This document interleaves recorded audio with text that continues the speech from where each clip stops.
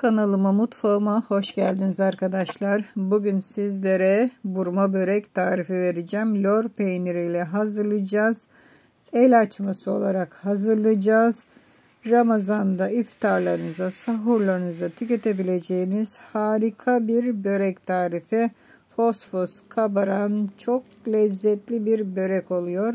Hadi nasıl yapılır? Gelin hep birlikte öğrenelim. İlk önce böreğimizin hamurunu hazırlıyoruz. Hamuru çok kolay, çok basit. 2 bardak su ile hazırlıyoruz. İsteyen 1 bardağı da indirebilir. Göz ayarı tuz. 2 yemek kaşığı sıvı yağ koyuyoruz. Sıvı yağ hamurun kolay açılması için arkadaşlar.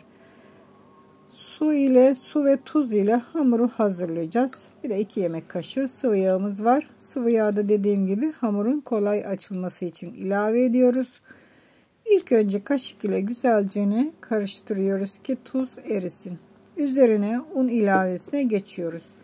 Un ilavesi her zaman olduğu gibi ele yapışmaz bir hamur olana kadar devam edecek. İlk olarak kaşık ile yoğuruyorum. Elim batmaması için, daha sonra koyu bir kıvam olduğu zaman elim ile yoğurmaya geçeceğim. Evet arkadaşlar, bugün börek yapıyoruz. El açması lor peynirli burma börek yapıyoruz. Çok lezzetli olan bir börek. Hazırlaması da kolay. Yufka açmayı bilen herkes bu böreği yapabilir. Evet, gördüğünüz gibi hamuru ele yapışmaz bir hamur olana kadar yoğurduk. İşte gördüğünüz gibi bakın elime hiçbir şekilde yapışmıyor. Artık hamurumuz olmuş demektir. Şimdi hamurumuzu dinlendirmemiz lazım ki yarım saat, en az yarım saat ya da 1 saat dinlendirin. Dinlenen hamur çok kolay bir şekilde açılacaktır. Hemen açmaya başlarsanız asla açılmaz, sıkar kendini. Burada da lor peynirim var. 400 gram kadar lor peynirim var. Bu yarım kilo peynirdi. Birazını kullandık. Tahminen burada 400 gram lor peyniri kaldı. İçine bir miktar maydanoz ilave ediyorum. 1 çay kaşığı karabiber. İsteyen başka baharatlar ilave edebilir. Ben bu kadar yeterli. Biraz da tuz ilave ediyoruz. Göz ayarı şöyle karıştırıyoruz. Hepsi birbirine karışsın. Ve iç malzememizi hazırlıyoruz. Evet, bu arada kanalıma abone olmayanlar abone olabilir. Abone olan arkadaşlar da bildirimleri açabilir. Bildirimleri açarsa ilk izleyenler arasında olabilirler videolarımı. Evet. Gördüğünüz gibi hamurumuz dinlendi. Dediğim gibi yarım saat ile 1 saat arası dinlendirin. Çok daha kolay açılması için. Hamuru şimdi düz zemine alacağız. Şöyle çıkaralım. Güzelce elimizle toparlayalım, özleştirelim. Biraz şöyle elimizle yoğuralım ki özleşsin hamurumuz. Dediğim gibi yufka açmasını bilen herkes bu böreği yapabilir. Çok kolay bir şekilde hazırlanan bir börek. Çok da değişik.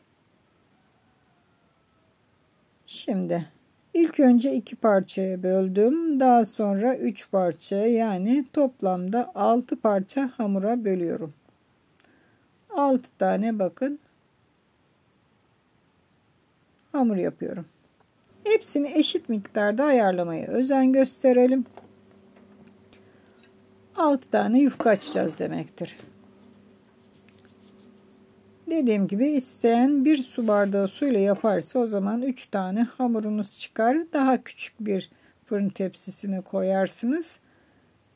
Bu size bağlı.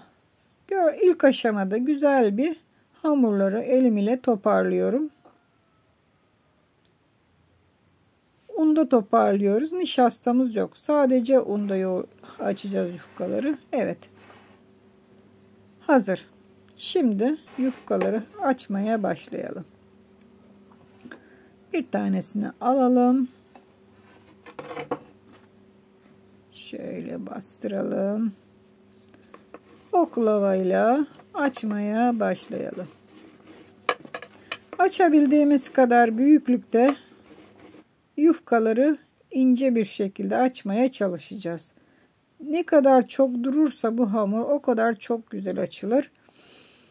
Bu bir püf noktasıdır. Unutmayın arkadaşlar. Evet. Açabildiğim kadar büyüklükte yufkayı açıyorum. İnce bir yufka olacak. Gördüğünüz gibi yufkamı açtım. Şimdi yufkamın şeklini vermeye geldi sıra. Şöyle iki tarafından ortaya doğru büzüştürüyoruz yufkayı. Şöyle elimizi bastıralım üst kısmından, ucundan ki kaymasın. Şöyle bakın büzüştürüyoruz ve açıyoruz. Orta yerine lor peyniri koyuyoruz. 6 tane yufkaya lor peynirini getireceğim. Hepsini eşit miktarda azar azar koyacağım. Uç kısımdan içe doğru katlayarak bakın şimdi kıvırıyoruz. Sürekli bir tarafından kıvırarak başa kadar yufkayı kıvırıyoruz. İşte bu şekilde. Çok fazla sıkı kıvırmayın ki kabarık olsun. Evet. Bu şekilde hazırlıyoruz. Koyduğumuz yufkayı içine, tepsimiz yağlandı. Fırın tepsimiz. Şöyle kenar kısımlarından bakın kesiyorum fazla gelen yerlerini. Tepsimizin boyutuna göre ayarlayamayacağımız için elimizi fazla gelen yerlerini kesiyorum ve koyuyorum. Şimdi diğer yufkaları da aynı şekilde açacağım. Evet arkadaşlar, burada yayınlanan tüm tariflerim nefislezzetlitarifler.com blogumda yazılı olarak da paylaşılmaktadır. İsteyen blogumu ziyaret edebilir, oradaki tariflerime de bakabilir. Bol resimli, videolu, yazılı olarak paylaşılmaktadır.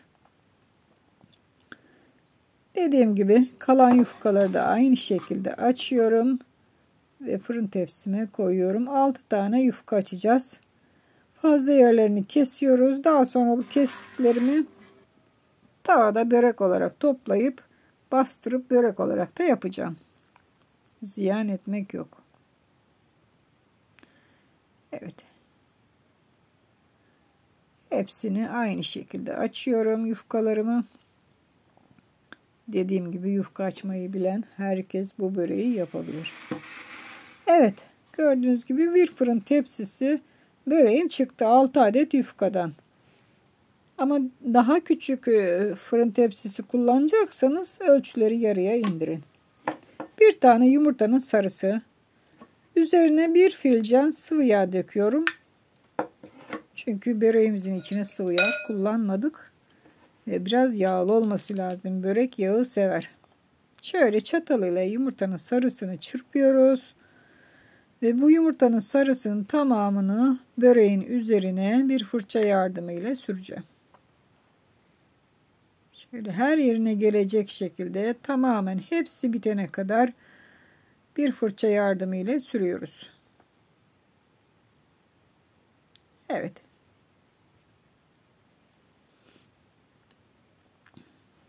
Gördüğünüz gibi yumurta sarısının tamamen hepsini sürdüm üzerine.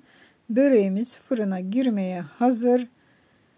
200 derece fırında üzeri kızarana kadar böreğimizi pişiriyoruz. Herkes kendi fırın ayarına göre ayarlasın ama yüksek ısıda pişirirseniz çabuk kızarır ve güzel olur. Gördüğünüz gibi böreğimiz kızardı, nar gibi oldu. Şu anda sıcak. Sıcak iken böreğin üzerine tekrar bakın filcana sıvı yağ koydum. Şöyle her yerine gelecek şekilde sıvı yağ sürüyorum. Hem parlaklık hem de yumuşaklık verecek. Şöyle şu anda böreğimiz sıcak.